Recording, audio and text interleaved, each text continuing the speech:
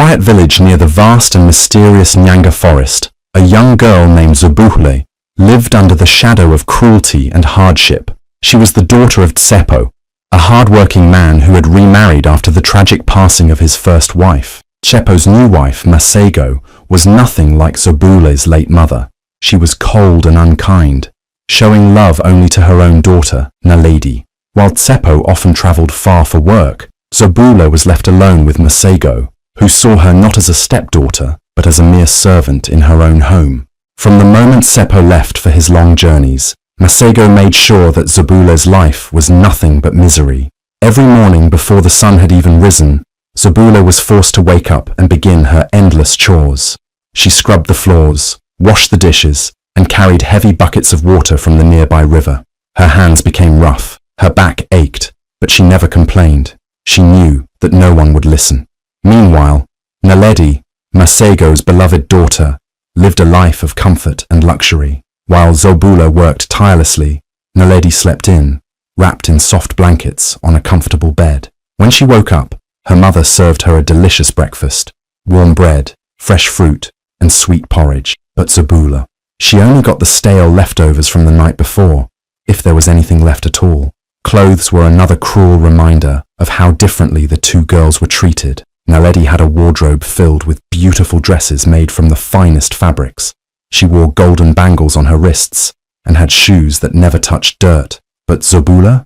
She was given old, torn rags, barely fit to wear. Her clothes were so worn out that they could barely protect her from the cold. Yet, no matter how much she suffered, she never let bitterness take over her heart. She remained kind, always hoping that one day her father would see the truth. But Masego's hatred only grew stronger. No matter how hard Zobule worked, it was never enough for her cruel stepmother. "Lazy girl," Masego would shout whenever she saw Zobule resting for even a moment. "Do you think this house will clean itself?" And no matter how much Zobule tried to please her, Masego always found a reason to punish her. Sometimes she wouldn't let her eat. Other times she made her stay outside in the cold while she and Naledi sat by the warm fire, laughing and telling stories. The villagers noticed the unfair treatment, but they were too afraid of Masego to say anything. Some whispered among themselves, wondering why Tsepo allowed such cruelty in his home. But Tsepo was hardly ever there, and whenever he returned, Masego played the role of a perfect wife and stepmother. "Zobule is like my own daughter," she would tell him sweetly, faking concern. "She is just a little stubborn, but I try my best to guide her." And Tsepo, trusting his wife's words, never saw the truth behind her lies. Despite everything, Zobule never stopped being kind. She still helped the elderly in the village, still smiled at the little children, and still believed that one day things would change. She had a heart full of love, even when she was surrounded by cruelty. But little did she know, Masego was growing tired of her presence. The stepmother's hatred was about to take a dangerous turn, one that would change Zobule's life forever.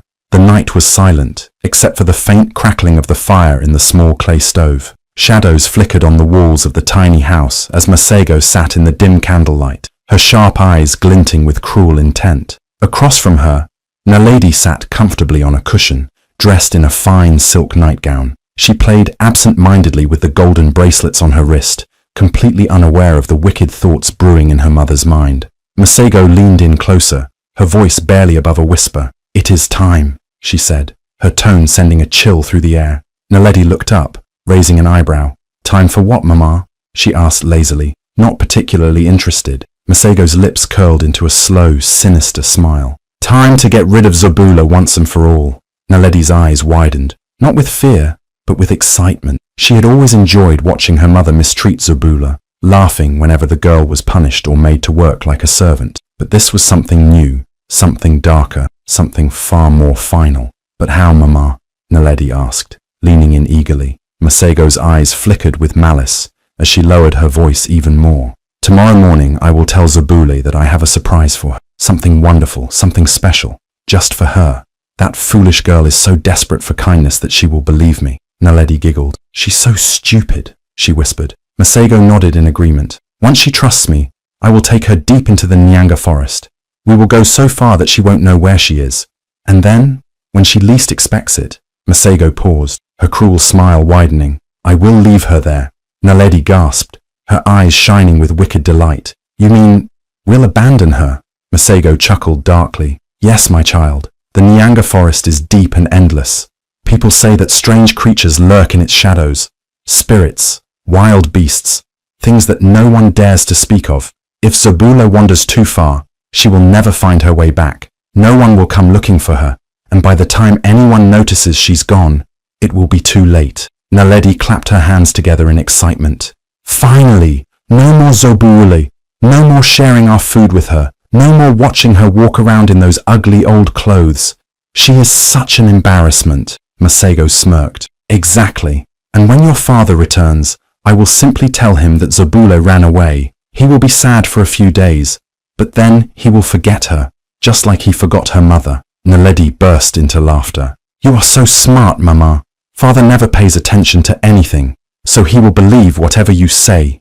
Masego's chest swelled with pride. That is why I have planned this carefully. By this time tomorrow, Zobule will be nothing but a memory. A sharp gust of wind blew against the windows, as if the universe itself had heard Masego's wicked plan. But inside the house, the two heartless souls only laughed. Outside, under the moonlit sky, Zobule worked tirelessly. Her hands were raw from scrubbing the floors, and her feet ached from carrying heavy buckets of water from the river. She wiped her forehead, exhausted, but as always, she did not complain. She looked up at the sky, watching the stars twinkle like tiny diamonds scattered across the heavens. Mama used to say that every star is a dream waiting to come true, she thought, remembering her late mother's gentle voice. Even after all the cruelty she had endured, Zobula still held on to hope. Hope that one day her father would see the truth. Hope that one day she would be free from Masego's hatred. Hope that one day she would find happiness.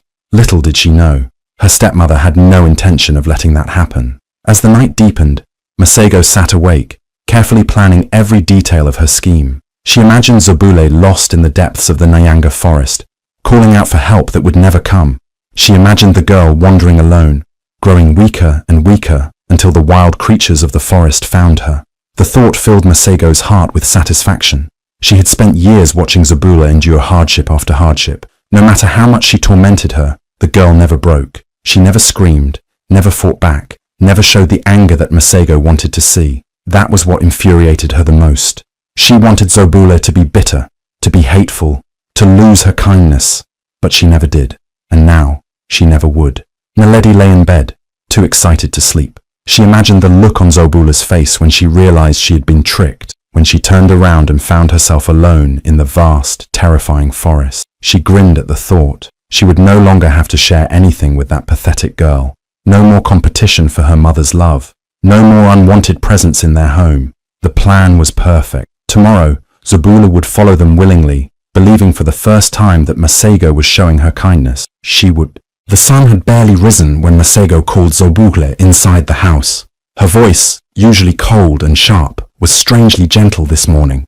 Zobule, who was busy washing the last of the dishes from the night before, looked up in surprise. It was rare for her stepmother to speak to her without anger. Zobule, my child, Masego said sweetly, forcing a smile onto her face. Come here. Zobule hesitated. The warmth in Masego's voice felt unnatural, almost forced. But deep inside her heart, there was always a small hope that one day her stepmother would change, that maybe, just maybe, she would finally treat her like family. Slowly, she put down the dish she was holding and walked over. Masego placed a gentle hand on Zobule's shoulder. You work so hard every day, she said. Today, I want to do something special for you. Naledi, who was sitting nearby, smirked, but quickly looked away when Zobule turned toward her. For me? Zobule asked, disbelief clear in her voice. Yes, my dear, Masego continued. There is a secret place deep in the Nyanga forest. It is beautiful, magical even. I want to take you there as a reward for all your hard work. Zobule's eyes widened with wonder.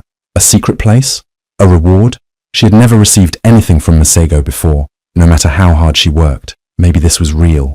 Maybe her kindness had finally touched Masego's heart. But Mama, Zobule said hesitantly, I still have chores. Forget about the chores, Masego interrupted, waving her hand dismissively. You deserve this. Naledi coughed to hide her laughter. Zobule smiled, feeling a warmth spread in her heart. Thank you, Mama, she whispered, her voice filled with gratitude. Masego nodded, her smile never reaching her eyes. Come, we must go now before the sun gets too hot. Zobule quickly washed her hands and followed Masego and Naledi as they left the house. She walked beside them, excitement bubbling in her chest. She had spent most of her life trapped in chores and mistreatment, never being allowed to explore the world beyond their village. Today felt like a dream come true. The deeper they went into the forest, the taller the trees grew, their branches twisting toward the sky like giant arms. Sunlight barely touched the ground, and the air was thick with the scent of damp earth and wildflowers. Birds sang above them,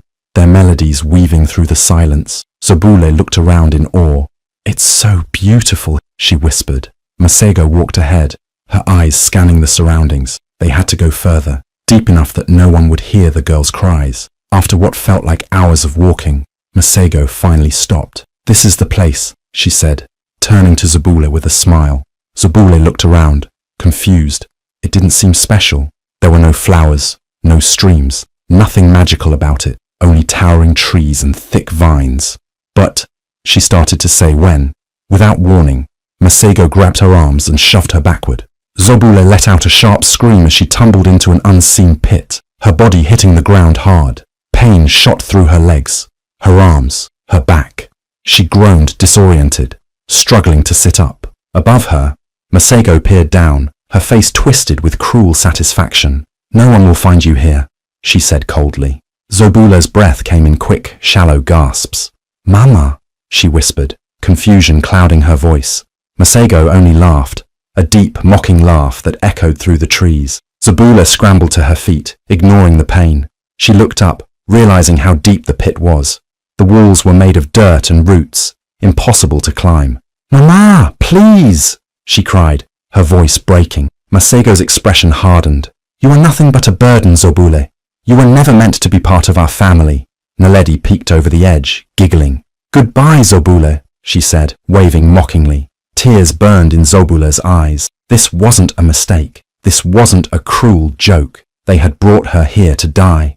Panic set in. "Please, don't leave me here," she pleaded, reaching toward them. But Masego turned away without another word, her footsteps fading as she walked away. Naledi followed, their laughter ringing in Zobule's ears like a nightmare she couldn't wake from. Silence fell. Zobule was alone. For the first time in her life, she truly understood what loneliness meant. The trees above seemed taller, darker, pressing in around her. The air was heavy with the scent of damp earth and fear. She slumped to the ground, sobs shaking her fragile body.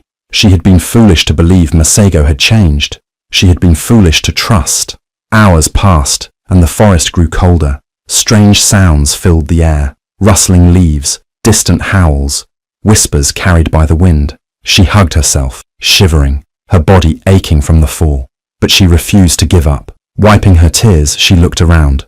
The walls of the pit were steep, but roots jutted out like tiny ropes. Taking a deep breath, she reached for one, gripping it tightly. Slowly, she pulled herself up, her muscles screaming in protest. She slipped once, then twice, but she didn't stop. She had to survive. She had to find a way out. As she climbed higher, the wind carried a whisper through the trees. A voice, soft, almost gentle, called her name. She froze, her heart pounding. Someone was out there. Someone, or something, was waiting for her in the depths of the Nyanga forest. Zobule sat in the pit for what felt like hours, her body aching from the fall, her heart pounding with fear. Tears streamed down her face as she hugged her knees, trying to understand what had just happened. She had trusted Masego, believed, even for a moment, that her stepmother had kindness in her heart. But now, as she sat alone in the darkness, she knew the truth. Masego had never loved her. She had been nothing more than an unwanted burden, someone to be discarded like old clothes. The forest around her was silent, except for the occasional rustling of leaves and the distant cries of animals. The air was damp, carrying the scent of earth and moss. Zobule shivered. She couldn't stay here forever. If she did, she would never make it out alive. Taking a deep breath, she wiped her tears away. Crying wouldn't save her. She needed to find a way out. Looking up, she saw that the pit was deep, the walls covered in thick roots and vines. At first, the sight made her feel hopeless. How could she ever climb out? But then she remembered the stories her mother used to tell her about strong women who never gave up, no matter how hard things got. I am strong, she whispered to herself. Determined, she reached for the nearest vine and gave it a hard pull. It seemed sturdy. Slowly, she gripped it with both hands and began to climb. Her fingers burned as she pulled herself up, her feet slipping against the loose soil. But she gritted her teeth and kept going. Halfway up, her foot slipped, and for a terrifying moment, she thought she would fall. A scream caught in her throat, but she managed to grab onto another vine just in time. Breathing heavily, she forced herself to keep moving. Her arms ached, her legs trembled, but she refused to let go. After what felt like an eternity, her fingers finally reached the edge of the pit. With the last bit of strength she had left, she pulled herself over and collapsed onto the ground, panting. She had done it. She was free, but she wasn't safe yet. The forest stretched endlessly before her, dark and unfamiliar. The tall trees swayed gently in the wind, their branches casting eerie shadows on the ground. She had no idea which direction to go. Her stomach growled, reminding her that she hadn't eaten since morning. She took a deep breath and started walking. The ground beneath her feet was uneven, covered in fallen leaves and twisted roots. Every step she took made a sound, and each time she froze, afraid that something, or someone, was listening. Hours passed, or at least it felt that way. The deeper she walked into the forest, the more lost she felt. Her legs ached, and exhaustion weighed heavily on her. But she couldn't stop. She had to keep moving. Then suddenly she heard it, a whisper. At first, she thought she was imagining it, but then she heard it again. Zobula! She gasped, spinning around. The forest was empty, but the whisper was real. Who's there? She called out, her voice trembling. No answer. She took a cautious step forward, her heart racing. The whisper came again, this time closer. Zobula! She swallowed hard, fear creeping into her bones. Who was calling her name? Was it a person? A spirit? The stories she had heard about the Nyanga forest suddenly flooded her mind. Tales of lost souls wandering in the shadows, of strange creatures that lured travelers deeper into the woods, never to be seen again. She wanted to run, but something held her back. There was something about the voice. It didn't sound threatening. It sounded gentle, almost familiar. Gathering her courage, she followed the sound, pushing through thick bushes and low-hanging branches. The deeper she went, the louder the whisper became. It wrapped around her like a warm breeze, guiding her. Then she saw it, a tree unlike any she had ever seen before. It was massive, its trunk wide and strong, its bark glowing faintly in the darkness.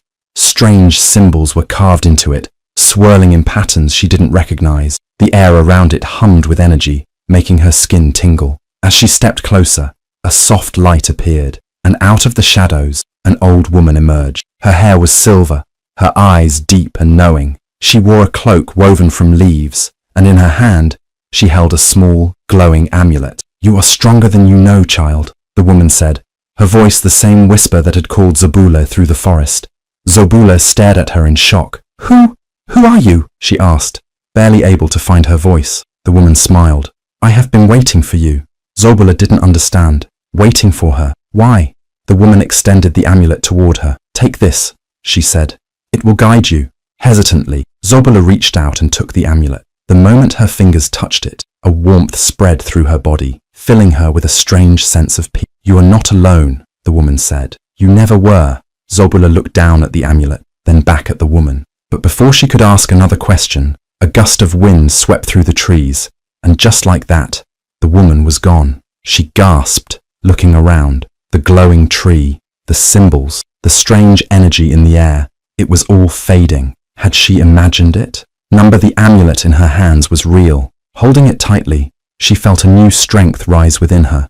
She didn't know who the woman was or why she had helped her, but she knew one thing. She was going to survive. With renewed determination, Zobul turned and continued her journey. The forest no longer seemed as terrifying as before. She had something now, hope, and for the first time since she had been abandoned, she believed that she would find her way out. Zobul walked deeper into the forest, her heart pounding in her chest. The strange whispers still echoed around her, soft and gentle, calling her name. She didn't know if she should be afraid or curious, but something inside her told her to keep going. The trees around her grew taller and thicker, their branches stretching out like twisted arms. The moonlight barely reached the ground, making the path ahead seem even darker. Every step she took made the dried leaves crackle beneath her feet, the sound mixing with the eerie silence of the forest. Then, suddenly, she saw it. A tree unlike any she had ever seen before stood in the middle of a small clearing. It was massive, its trunk wide and covered in strange symbols that glowed softly, casting a golden light in the darkness. The air around it felt different, warm, alive, almost as if the tree itself was breathing. Zobula hesitated, unsure if she should step closer, but before she could decide, a gust of wind rushed through the clearing, rustling the leaves and sending a shiver down her spine. And then, as if appearing from nowhere, an old woman stepped out from behind the tree. Her hair was long and silver, flowing down her back like a river of moonlight. Her eyes, deep and knowing, held the weight of centuries. She wore a cloak woven from leaves and flowers, and when she moved, it made no sound, as if she was part of the forest itself. Zobula gasped and took a step back. Who are you?" she asked, her voice barely above a whisper. The old woman smiled gently. "I am Madame Natanda," she said, "and I have been waiting for you, child." Zobula's breath caught in her throat. "Waiting for me?" she repeated, confused. Madame Natanda nodded. "Yes, my dear, you have faced great cruelty, but you are stronger than you know." Tears burned in Zobula's eyes. She wanted to believe those words, but she felt so weak, so lost. "I don't know what to do," she admitted. "I don't know where to go." The old woman stepped closer and reached into her cloak. When she pulled her hand out, she was holding a small amulet. It glowed softly, just like the symbols on the tree. The light was warm, comforting, as if it held a hidden power. "Take this," Madame Natanda said, holding the amulet out to her. "It will guide you to safety." Zobula hesitated before reaching out and gently taking it. The moment her fingers touched the amulet, a strange warmth spread through her body. It was unlike anything she had ever felt before, like a fire burning deep within her, filling her with strength and courage. She looked up at the old woman with wide eyes. "What is this?" she asked. Madame Natanda smiled. "It is a gift, a piece of ancient magic that belongs to you. It will lead you where you need to go." Zobula clutched the amulet tightly. "But why are you helping me?"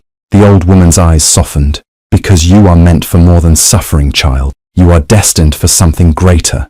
Do not be afraid. Follow the light, and you will find your way." Zobul wanted to ask more questions. Who was she really? How did she know her? What did she mean by destined for more?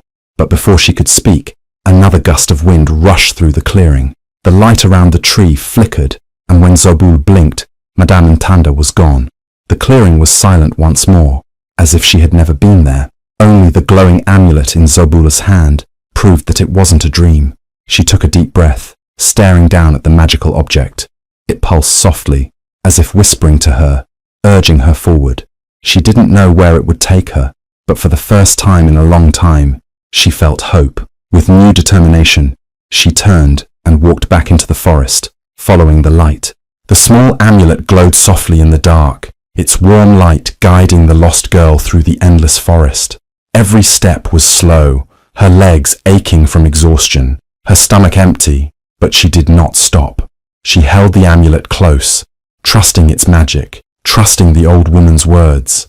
The forest was unforgiving. Thorny bushes scratched her arms, and tree roots made her stumble more than once. The nights were the worst. Cold winds howled through the trees, and strange sounds echoed in the distance.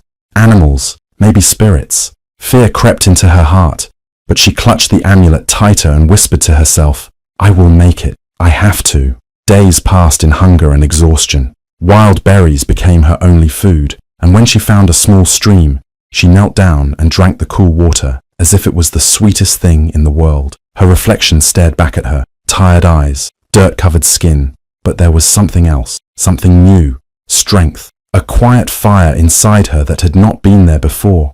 The path was uncertain. The glowing amulet led forward, but the journey felt endless. Feet bruised, stomach empty, hands trembling. Every part of her wanted to collapse, but the thought of giving up was more terrifying than the pain. What if this was all for nothing? What if there was no end? She shook the dark thoughts away and forced her tired body to keep moving. On the third day, just as hope began to fade, the trees started to thin.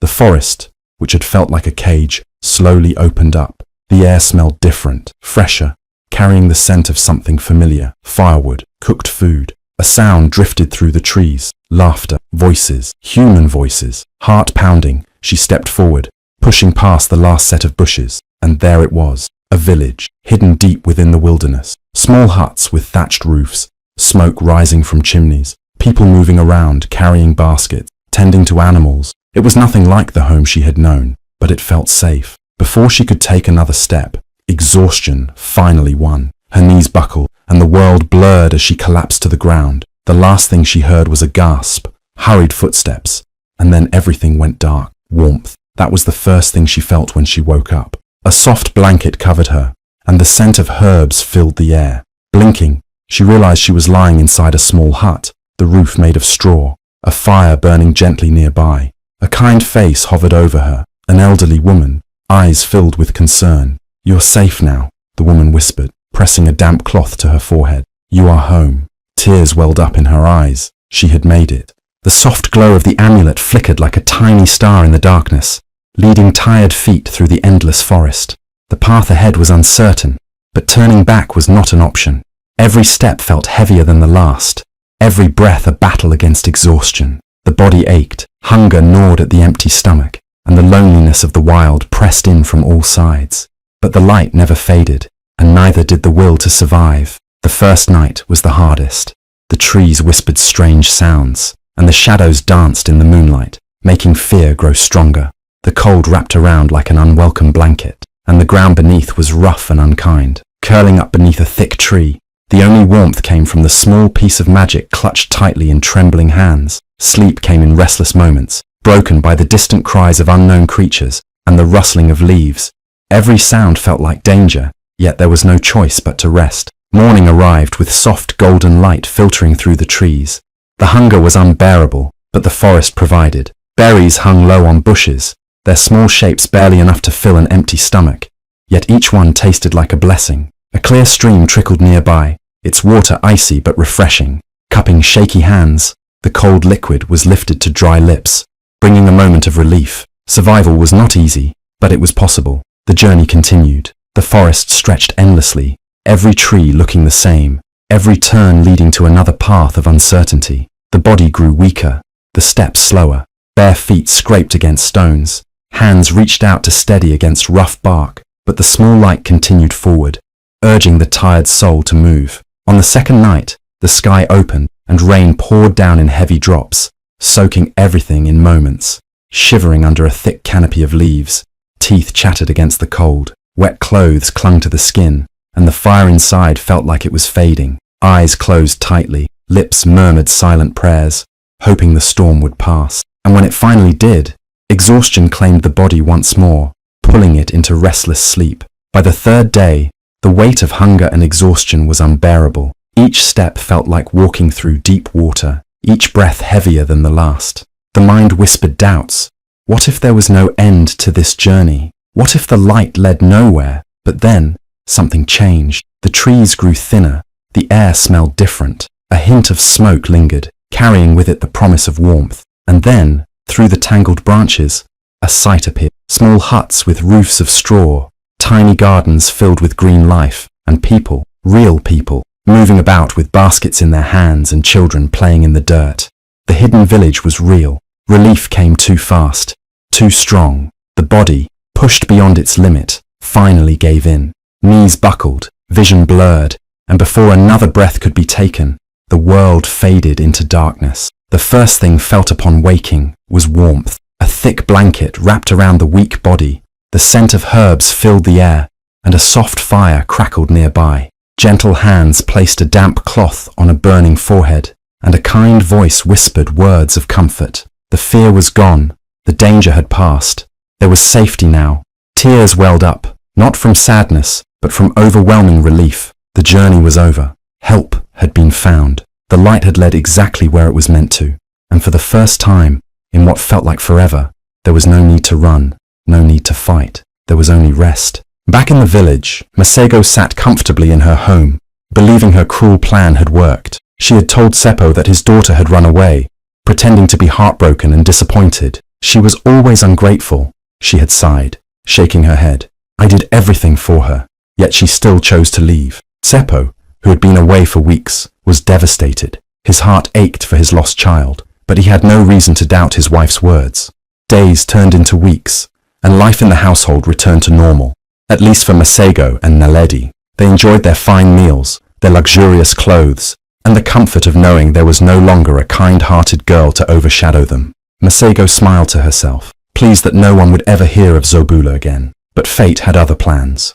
One bright afternoon, as Masego prepared to enjoy a grand meal with her daughter, the sound of hooves echoed through the village. A group of royal messengers, dressed in elegant robes and riding tall horses, arrived at her doorstep.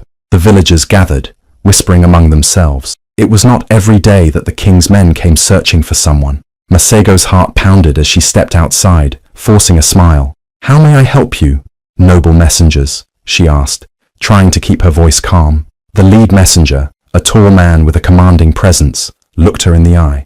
"We seek a girl named Zobule," he announced. "She was last seen in this village." At that moment, Masego felt her world tilt. She struggled to keep her expression neutral, but her hands trembled slightly. "Zobule?"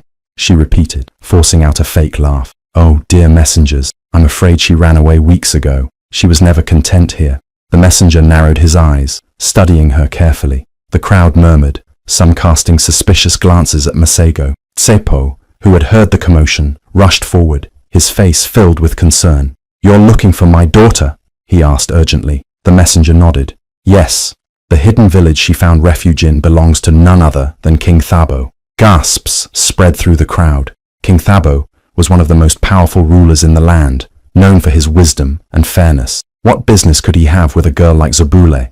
Tsepo's face was filled with confusion and hope. "She is alive?" he whispered, barely able to believe it. "Yes," the messenger confirmed, "and the king wishes to meet her. She carries something that belongs to him."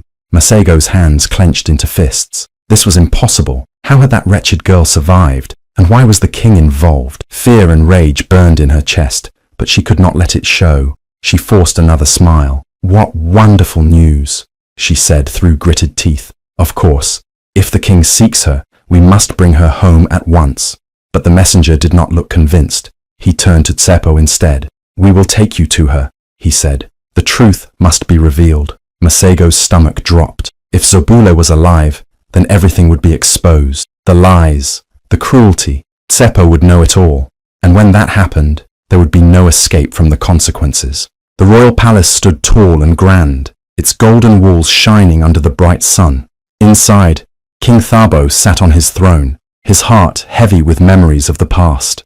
Years ago, he had lost his newborn daughter in a terrible incident. Despite searching everywhere, she was never found. The pain of losing her never faded, and he had spent his life hoping that one day she would return. When the royal messengers arrived with news of a girl carrying an ancient amulet, his heart raced. That amulet was no ordinary piece of jewelry. It was a family heirloom, one that had been given to his daughter on the day she was born. If this girl had it, then there was only one explanation. Zobula stood nervously in the grand hall, feeling small under the king's powerful gaze.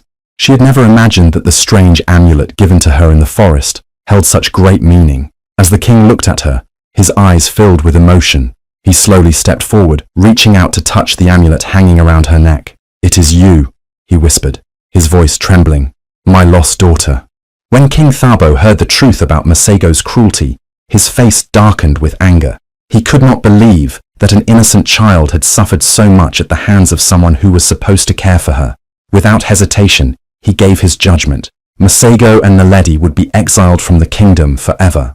Masego fell to her knees, tears streaming down her face.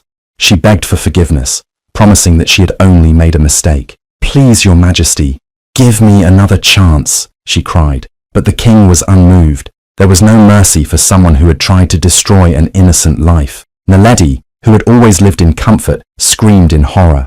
"Mother, do something! I can't survive out there!" But it was too late. The guards led them away, their fine clothes replaced with rags, their riches stripped away. Days later, lost in the wilderness, hunger and fear consumed them.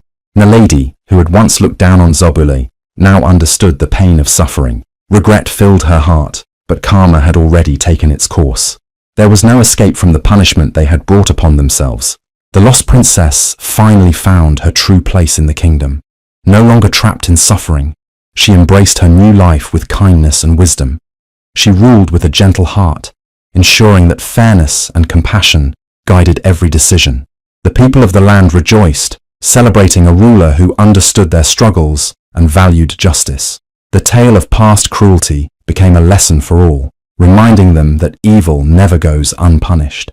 In the end, goodness triumphed and peace filled the kingdom. A future of love and harmony awaited, proving that light always overcomes darkness.